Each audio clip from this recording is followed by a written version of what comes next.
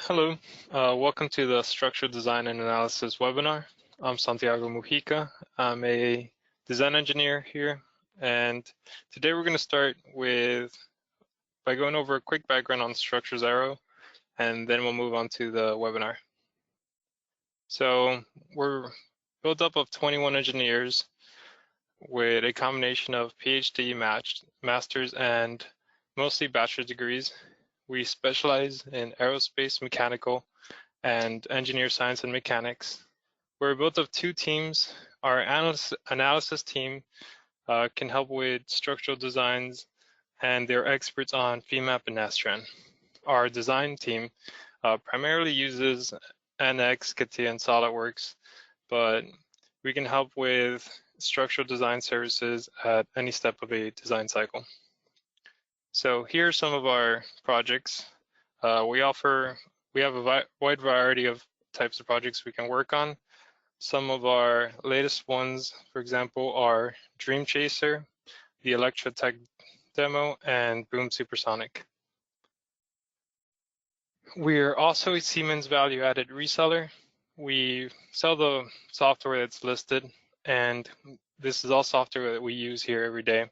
So we also offer training for them, and we provide support with all our software. All right, with that being said, we can now jump to the webinar. It's going to be half an hour, and we will be available for questions at the end. So the objective of this webinar is going to understand the tool set that NX has for linking parts and ways that they can be used for parametric modeling. To start off, I want to go a little bit over what Interpart links are. They're the ability to link features from one part to another and allow you to make changes to a parent feature and have that change propagate to all the parts that it's linked to.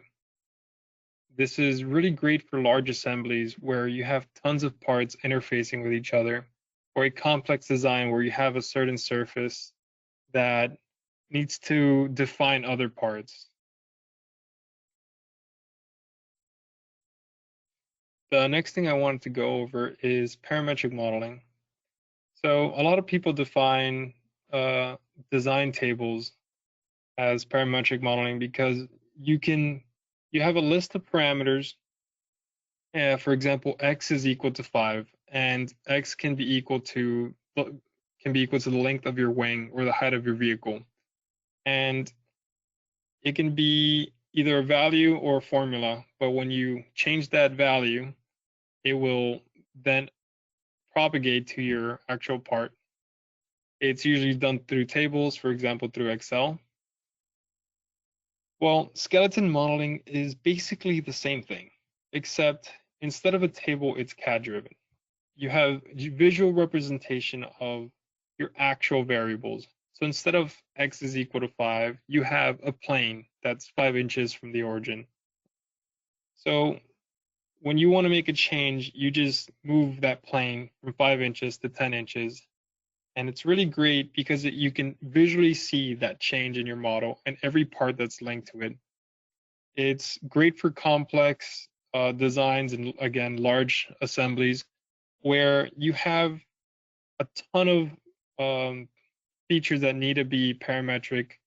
So you can have a skeleton model for your control surfaces, your wing, your fuselage, your engine, and it helps you organize all these parts in several assemblies. Also, because you're not just limited to a parameter and a formula, you can use planes, sketches, surfaces, and it really and you could do all of this in a design table, but it gets to the point where having all these features defined on a design table could make it complicated to organize and manage. But in a skeleton model, you can have all these planes visually represented and organized. So a quick overview on what we're going to go today is we're going to basically go through a whole design process from nothing, building our skeleton model, to then making our parts And then in assembly, we'll do a basic example where it's just a box. Then we'll move on to something a little bit more complex, which is a wing, like the one you can see here. And then we're gonna move on to how we can apply it for an actual draft. So let's move on to NX. So I'd like to start by first making a skeleton model. And to do this, we're gonna go to assemblies. We're gonna go to home, and we're gonna start it by making some datum planes. We're gonna define these planes from 10 inches from the origin, and we're gonna do it in every direction so we can start defining our box. We're also gonna rename these so we can have it better organized. So for example, this top plane can be renamed this top plane. Now to save time, I do have a model with all these planes already defined. They're all just 10 inches from the origin. And now this is our basic skeleton model for the box. So we can now move on to making these interface links. So to do this, we're gonna start by going to assemblies, then going to Interpart Links and selecting interface. Here we're gonna select our first plane. So we'll start with this top plane. And you can see that even though our top plane is named top plane, it doesn't take that name over. For a small part like this one, it might not be a big deal, but for when a big design, you end up having hundreds of these, and it can get really messy. So it's a great idea to start naming them and organizing it from the beginning. So to do that, we'll just right-click it and select Interface Properties. From there, we can name it to whatever we would like. So in this case, we'll name it top plane and select OK. We'll then do this for all the following planes. But again, to save some time, I already have this done. So here we can see in our interface, we have all our planes named. And when that's done, in our part navigator, we'll see a new tab that says Product Interface and an output where we have all our interface properties with a check mark, which shows us that they're active and up to date. From here, we can move on to making our first part. Okay, so to start this off, we're gonna again go to assemblies, Interpart Links, and then this time instead of interface, we're gonna select the one on top of it, Wave Interface Linker. From here, you're gonna select your part. So in our case, we're using box skeleton final. So we'll select it, and here we'll see all the interface links that we've made. We want to select them all, so we can click on the first one and then move to the last one and shift click it. Now, one important thing to note here is in settings, you want to make sure that associative is checked. This is so that your parts are linked, and when you make a change in your skeleton file, it propagates that change to all your parts. So now we're going to hit OK. And we can see that now in our part navigator, we have links, linked features, and all the parts that we're linking. And the check mark will now say up to date, which tells us that they're successfully linked. We can now move on to making our box. And we'll do that by going at home and selecting sketch. We will now select the bottom plane and start our box. Now, one important thing here is you want to have persistent relations selected. What this does is that it ensures that any constraint that you create cannot be overridden. So if it is off, it'll still create the constraint. But if you have another feature that interfaces with this, and you create another constraint, there's always a chance that it can override it. But by having this activated, it prevents these constraints that we're making right now for the sketch to be overridden, and that leads to a very robust parametric model.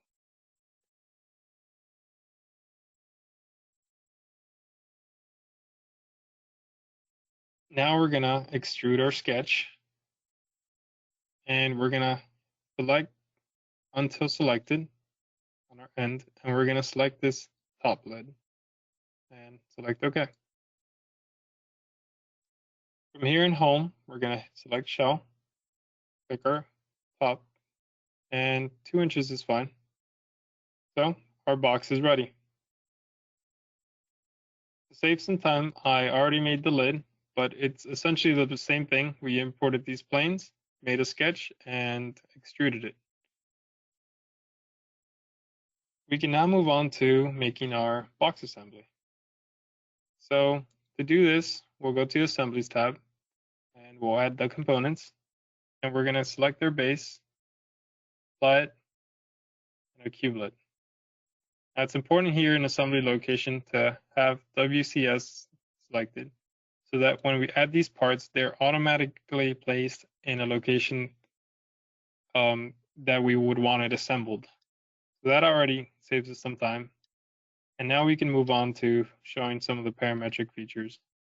So we can go to our skeleton file, and for example, let's say we need this box to be a little bit taller. So we change this 10 inches, 20.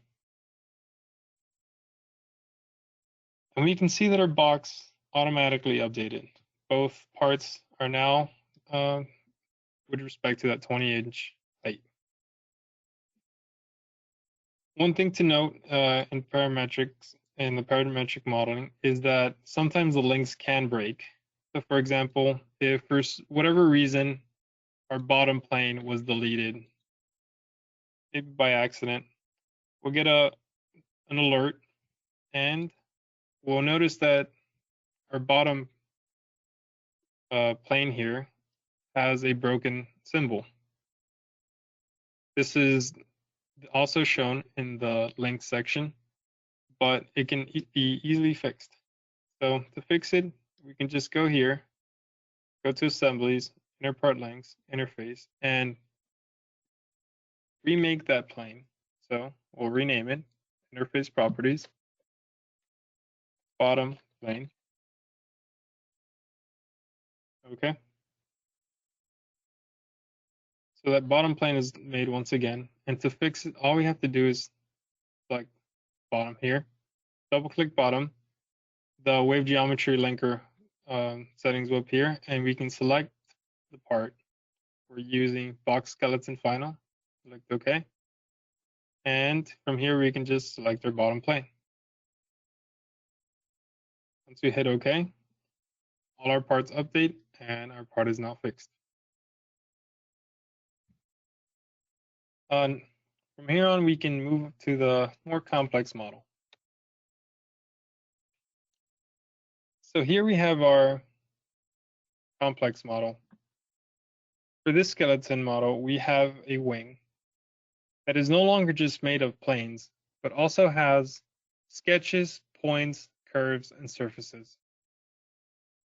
Planes are really great for creating a robust parametric model, because parts that are linked to the planes can have several features built from them that have less chance of breaking when you move those planes. Surfaces are also really great for creating parts off of complex shapes. For this example, we have a wing that's made of 2 ribs, 2 spars, and the skin. We can see here that the front spar is a little bit more detailed than the aft spar. So what I want to show next is that if we want to make our wing longer, we can simply select our wingtip plane and change it from 60 to 100.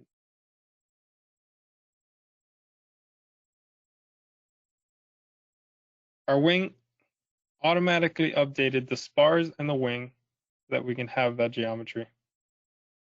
Now, the next thing is I'd like for this second rib to be in the middle.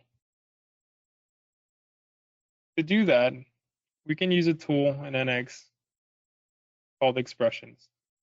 So by going to Tools, Expressions, we can see here that NX creates almost like a design table. Anytime a feature is created, NX gives it a name and a value. The names can be a little bit confusing, so these can easily be renamed so that you can better organize it.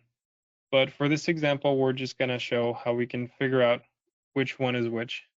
So I'd like to find out which one of these is my wingtip. To do that, I can simply select my datum plane, and now I know that it is P8. After that, we can select our RIP2 plane and see that it is P27. We can now go to formulas and start typing P8, where just by hitting P, it shows me all the variables that start with P. This can make it very easy if you have your expressions named. So we're going to select our P8 and we're going to divide it by 2. We're then going to hit enter and hit OK. The plane automatically moved, and when we go to our wing assembly, we can see that the rib is now in the middle. The next thing I want to show is these spars could be made out of composites, and we want to define a certain bond gap between the spar and the skin.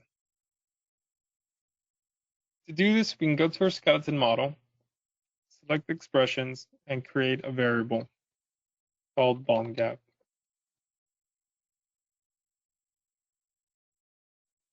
Here we can say that we want our bond gap to be 0.35 and hit enter. Then click OK and go to our wing assembly. To make this quick, we're going to go use the simpler half spar, where the bond gap is defined by this offset surface. We can now change this offset of 0.3 by selecting this arrow, going to References, and selecting Interpart Expressions.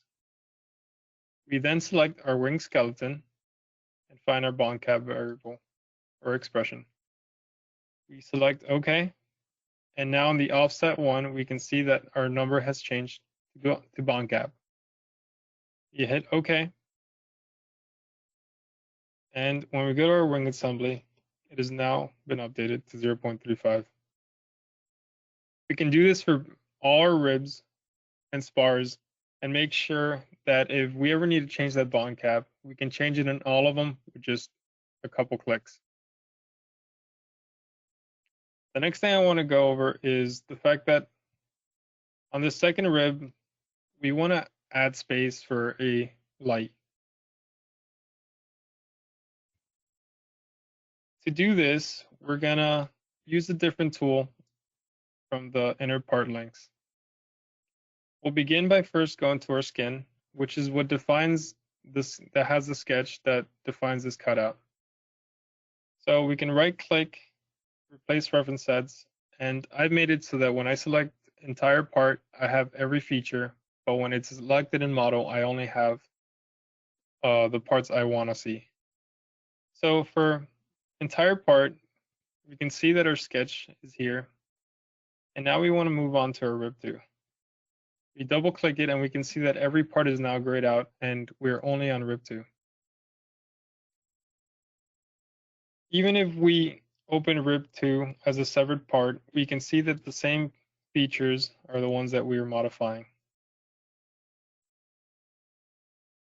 The next step is to go under Assemblies to Interpart Links and select Wave Geometry Linker. We can select this sketch and it will automatically add it to our part, which can also be seen here. The next step is to go home and select Extrude, and NX will automatically add the subtract boolean. We select OK, and our rib is now trimmed. Now we'll go to our assembly, and we will change the skin to only show the model. We can now see that our skin is trimmed. for that light. It is important to avoid circular references, and for this example, we can now see that the skin is linked to the skeleton, which then links apart to our rib. Circular references are hard to do with several parts, but once you get into 5, 10, or even more parts, the likeliness of creating a circular reference increases. Regardless if you've made a circular reference or not, NX has a feature that can help you track down where the circular reference is or how you can avoid it. To do this, we'll go to Assemblies, Interpart Links, and select More. We will then select the Interpart Link browser. Here, it selects your whole assembly and shows you every single feature that is linked. We can select our rib 2 and see all the parts that are linked to it. This is still not helpful enough because we don't know where they're linked to. We can go here and change from features to parts, where we can now see that this rib 2 has links from both the skin and the skeleton. If we select the skin, we can get a more detailed view that the skin is giving a link to the rib 2 and getting one from the wing skeleton. This is really helpful so you can prevent those circular references. Another big important thing about interpart linking is you want to avoid not having all your parts fully loaded. So, for example, we're going to close our skin. We're now going to click on this button, which loads it, but it is not fully loaded. It is simply part of the assembly. So what happens is if we go to our wing skeleton and we change our size from 100 to, for example, 60,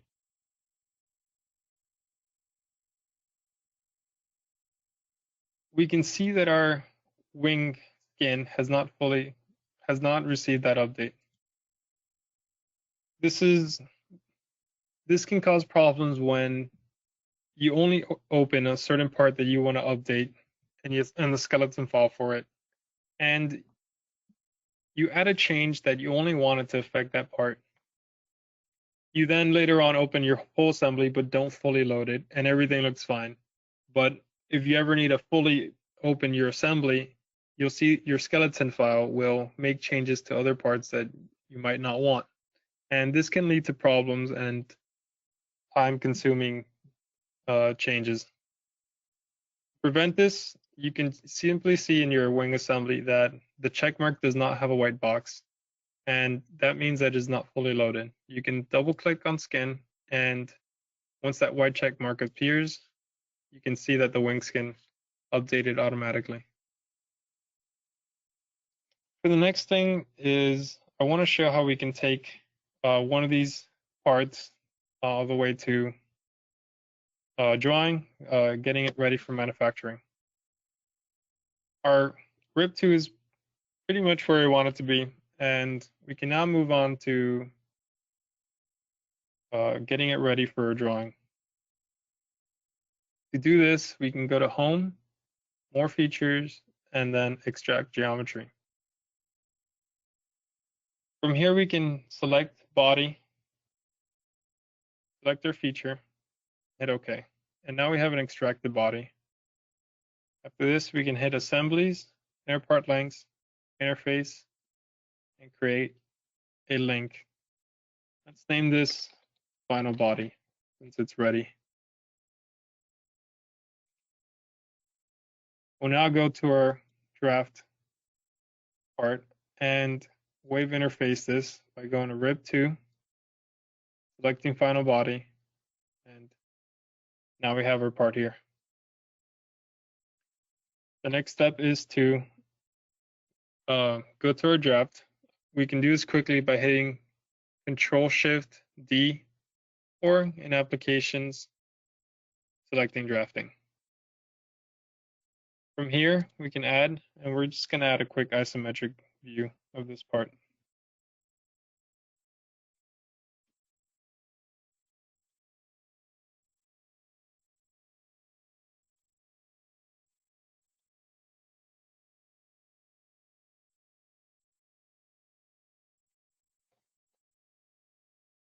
to prevent this, once this part has been released, we want to prevent it from having any changes. So for example, let's say we're working on our second revision. We don't want to risk some of those changes affecting our released part. So to do that, we can go to modeling, and we can break the link between our final body and on this part and our actual rib2. But to do this, we'll right-click the final body and select Edit Parameters and unclick Associative. This will then give us the broken link symbol, and we don't have to risk this part being updated. Once that second revision is done, you might want to link it back so you can update your drawings. To do this, you can simply right-click it, double-click it, select the part, your rib2, hit OK, and select your final body. You can now see that the check mark shows that the part is up to date, and you can just go to your drawing and update to update your drawing. With our part being done, we can now move on to a quick recap. We went over how Interpart links can be used in several stages of the design process. We started off with a simple skeleton model with planes and used them to create the parts for a box, which we then put in a box assembly. We then jumped to a wing where we used planes to change the dimensions. We showed how expression tools can create a formula to control the location of certain parts. We then used expression tools to create an Interpart value that could be shared among multiple parts, such as the blown gap. After that, we used an Interpart Link tool to trim our rib and get it ready for a drawing. We then showed how we could export a certain geometry off a part and break the links to prevent unwanted changes for drafting. Thank you for your time and have a great day.